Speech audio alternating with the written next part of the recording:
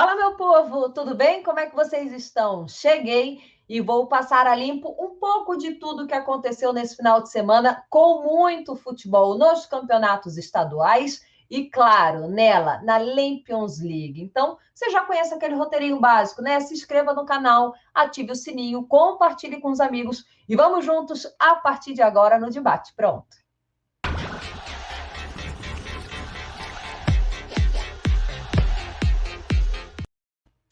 Tem futebol para mais de metro e esse cara aí está simplesmente impossível. O Diego Souza foi o autor dos 2 gols do Grêmio. O Grêmio venceu o Caxias por 2-1 no jogo de ida. E o Diego Souza, para vocês terem uma ideia, na temporada já tem 11 gols em 10 jogos. O técnico Thiago Nunes se rendeu ao futebol do Diego Souza, não poderia ser diferente, e disse que vai trabalhar o time cada vez mais para que eles sirvam o Diego Souza, para que ele siga nessa excelente temporada. Está fazendo, de fato, uma ótima temporada. Imagina, 11 gols em 10 jogos, não é de hoje. Isso aí veio lá atrás com o Renato Portaluppi. É o homem do Grêmio. Então, o Grêmio sai na vantagem e tem o empate, né, de vantagem para o jogo de volta contra o Caxias. Já o Internacional, eita, que o torcedor está sem paciência com o Ángel Ramírez, o técnico do Inter. Perdeu por 1-0. Muita gente reclamando do gramado, porém, o gramado é ruim para as duas equipes. O Inter não conseguia realizar uma transição rápida, o time estava lento, teve muita posse de bola, mas a famosa posse de bola inútil. Então ficou assim o primeiro jogo, o Inter perdendo por 1-0 e muita gente questionando Miguel Ángel Ramírez, que completou ontem, gente, 2 meses no comando do Colorado. Ele está tentando implementar um outro estilo de jogo do Internacional, que precisa o famoso tempo. Tempo aqui no Brasil é complicado se tratando de futebol, se tratando de Internacional, que foi vice-campeão brasileiro, né? A torcida está vendo o time na montanha-russa, né? Do céu ao inferno, em apenas 2 meses. Será que ele vai ter tempo de implementar o estilo de jogo dele? Vamos aguardar.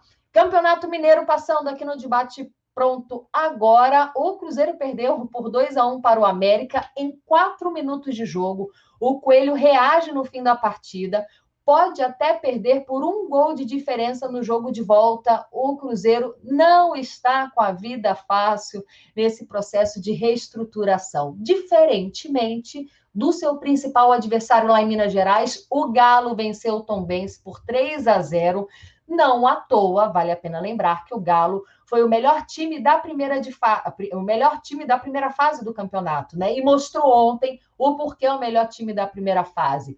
O Hulk, depois de criar aquele barulho que, ao meu ver, foi desnecessário, deselegante com o técnico, né, reclamando que precisaria de mais tempo em campo, tem correspondido depois da reclamação. Continua achando que não fez da melhor maneira, né? Expor o técnico, expor o que ele queria mais, né? Queria mais tempo em campo, mas pelo menos está fazendo por merecer. Nesse jogo do final de semana, ele foi protagonista. Por sinal, Hulk, esquecendo o futebol um pouquinho, ficou tão melhor de cabelo curto, deixa crescer mais não, deixa assim, que aí fica bonito, igual o seu futebol. O Galo, então, vence por 3-0, tá com a vida muito fácil já para o jogo de volta. Esse cara aí é a dor de cabeça do Rogério Ceni. Ceni, pelo amor de Deus, Pedro está voando, marcou os 3 gols do Flamengo, seu primeiro hat-trick na temporada, são 7 jogos na temporada, são 7 gols do Pedro, que não interessa se ele entra 90 minutos, por sinal, nos últimos 3 jogos do Flamengo ele teve 90 minutos em campo. Mas ele pode entrar 90, ele pode entrar 15, ele pode entrar 20. É um cara que tem um psicológico muito bem trabalhado, porque ele entra, se apresenta bem e faz valer por merecer aquela oportunidade. Tá certo que Rogério Ceni tem Gabigol, tem Bruno Henrique lá na frente. É, de fato, complicado você tirar alguma peça dessa para colocar o Pedro. Rogério Ceni falou que vai tentar trabalhar com um calendário apertado, ele sendo titular, né? Aquela coisa, você é titular talvez no Campeonato Brasileiro, não na Libertadores, mas precisa implementar, então, essa filosofia, essa ideia de titulares em outras competições, né? Mas o Pedro está pedindo passagem, ó, e tem tempo. Já o Fluminense do Roger Machado não estava em campo com o time titular, é sempre importante lembrar. Paulo Henrique Ganso fez uma boa partida no jogo contra a Portuguesa, mas ficou assim, só no empate, 1-1.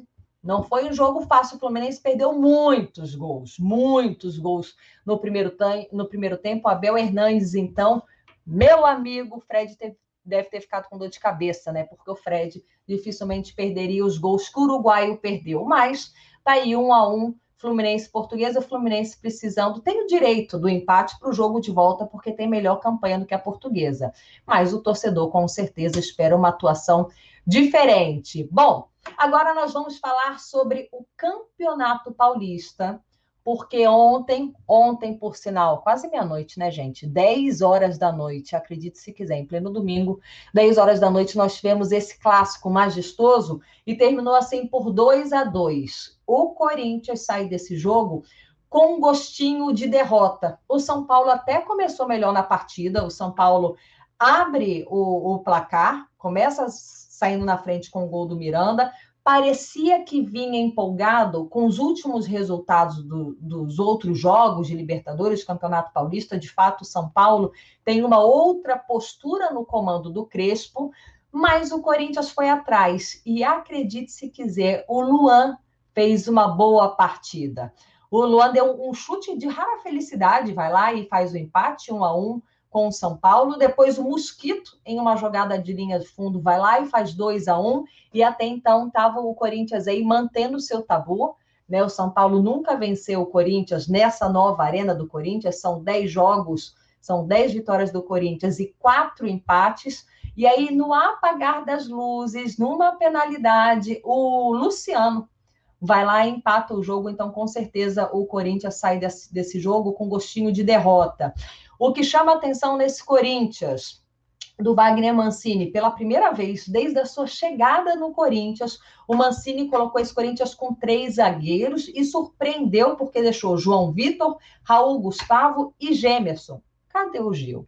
O Gil ficou fora dessa trinca aí no sistema defensivo que funcionou. Também deixou fora desse jogo o Fábio Santos. Então, o Mancini, que está com a corda no pescoço, precisa fazer esse Corinthians apresentar algum futebol, está com cargo ali na risca, a torcida pedindo a cabeça, o Corinthians não consegue evoluir, fez uma boa partida diante desse São Paulo. É clássico, né? É diferente, então muda-se a postura. Já uma torcida organizada do São Paulo pressionou muito o técnico Crespo, eles reclamaram muito nas redes sociais, falando que o Crespo jamais poderia ter poupado jogadores para esse jogo, porque é clássico, falando que o Crespo não tem a dimensão do que é perder para o Corinthians. Não foi o que aconteceu, eles acabaram no empate. O São Paulo não estava com o time titular.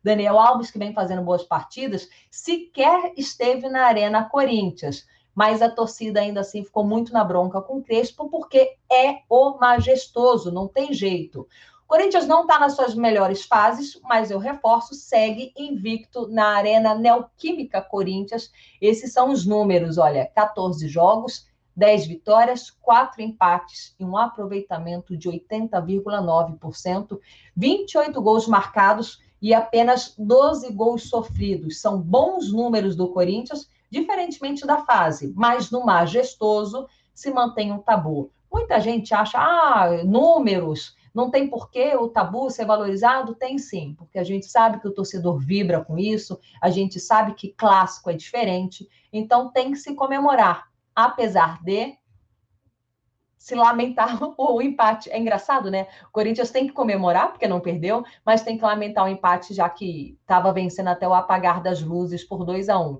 Com o São Paulo vem mantendo a sequência super positiva, o torcedor está super animado com o time do Crespo, mas não ficaram tão felizes assim com esse empate, porque eles gostariam de seguir com essa boa fase. Curiosidades sobre o argentino, o técnico do São Paulo. Sob o comando de Crespo, o São Paulo fez diante do Corinthians o seu jogo com o menor índice de finalizações. Foram só 4 finalizações. Passes certos ao todo, 234. Acerto no número de passes, 65%. Acerto na bola longa, 36%. E posse de bola de 49%. Esses são os números do Crespo e algumas curiosidades.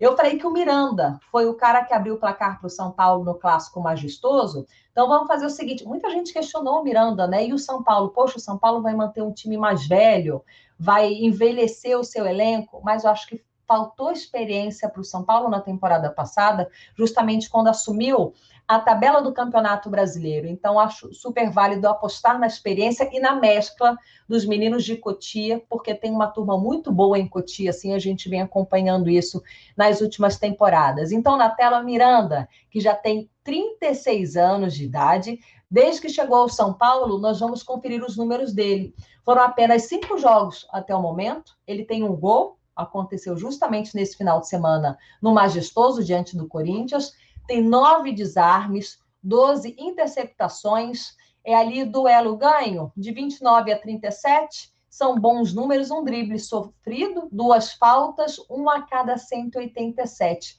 Não tem nenhum cartão amarelo, assim como também não foi expulso. Tá jogando fino da bola, sim, e eu acho, como eu estava dizendo agora há pouco, que pode ser a experiência do Miranda. Na tela a gente tem agora o calor, né? A marca de calor dele em campo, onde ele circulou nessa partida, mapa de calor, perdão, gente, mapa de calor, tinha me fugido a palavra, de onde o Miranda circulou em campo. Opinião: Miranda tem tudo para fazer um bom campeonato brasileiro. O time do Crespo está diferente, está mais entrosado, e eu acho que a experiência que faltou para o São Paulo na temporada passada, o Miranda agrega muito, somado ao Daniel Alves, que é um líder nesse elenco. Então, vale a pena ficar de olho no Miranda e apostar nesse personagem para a temporada. Campeonato Brasileiro, Miranda pode ser, sim, um dos destaques do São Paulo. E terminou assim: São Paulo 2, Corinthians também 2. Vamos falar sobre o Pedro novamente? É isso que nós temos para falar? É isso. Por quê? Pedro tem apenas 23 anos. Quanta diferença para o Miranda com 36. O Pedro é um jovem bebê de 23 anos. Com a camisa do Flamengo, de olho nele, 61 jogos, apenas 30 como titular. Tá num plantel muito rico, tá buscando a sua vaga aí, né? Chegou depois, pegou bonde andando.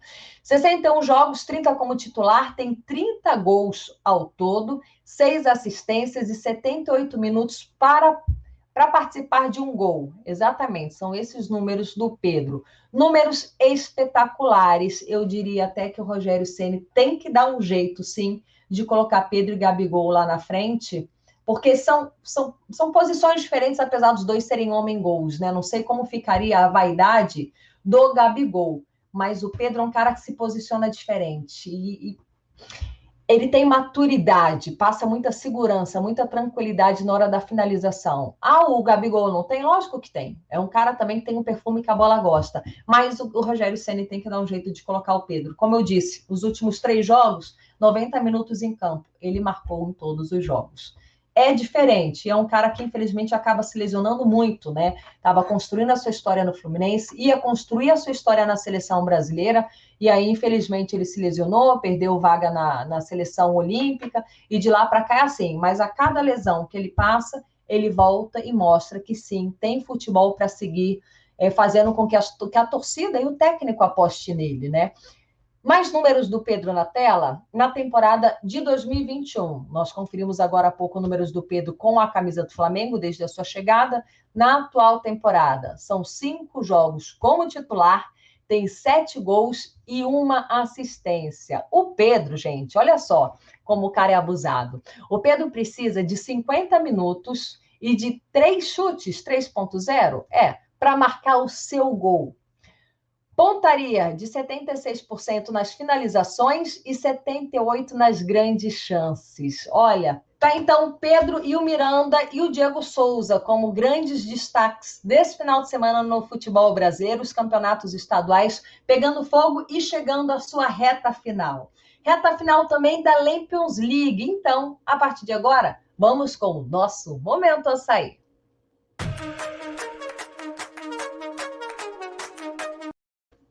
Bahia e Ceará fazem a grande final da Copa do Nordeste. De um lado, o melhor ataque da competição, Do outro lado, a melhor defesa da competição. Ceará vem brigando pela invencibilidade, assim como na temporada passada.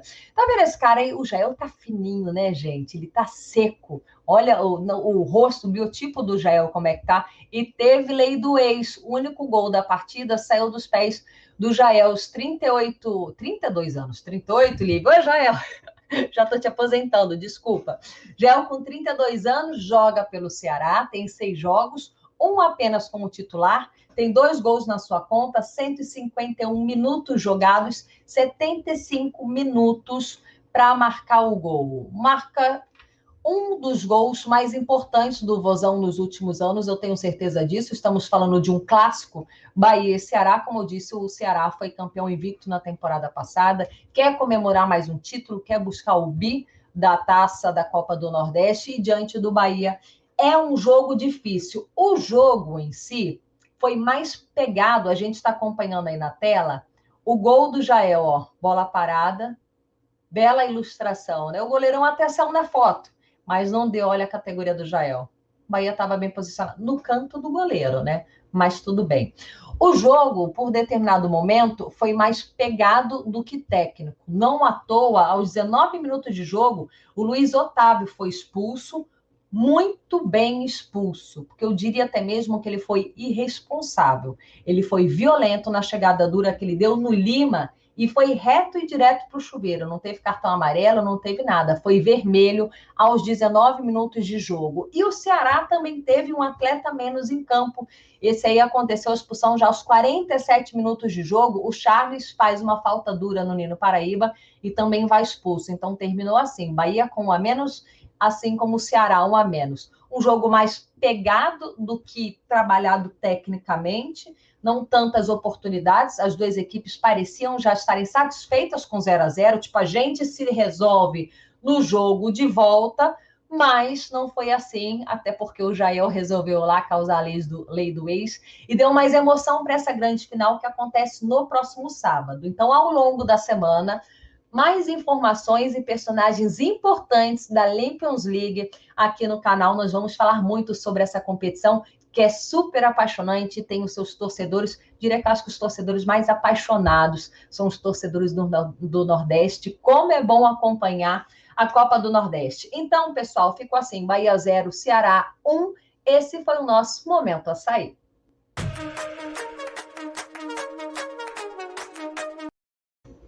Então é isso, olha, o Debate Pronto vai ficando por aqui. Lembrando que essa semana nós temos Champions League, essa semana nós temos Sul-Americana. Alô, Bahia! Vamos falar sobre o Bahia na Sul-Americana. Nós temos Libertadores, então nós temos muitos assuntos para passar aqui no canal junto com vocês, que estão sempre ligados. Eu vou ficando por aqui, mas eu volto ao longo da semana com mais informações e curiosidades. Esse foi mais um Debate Pronto. Valeu!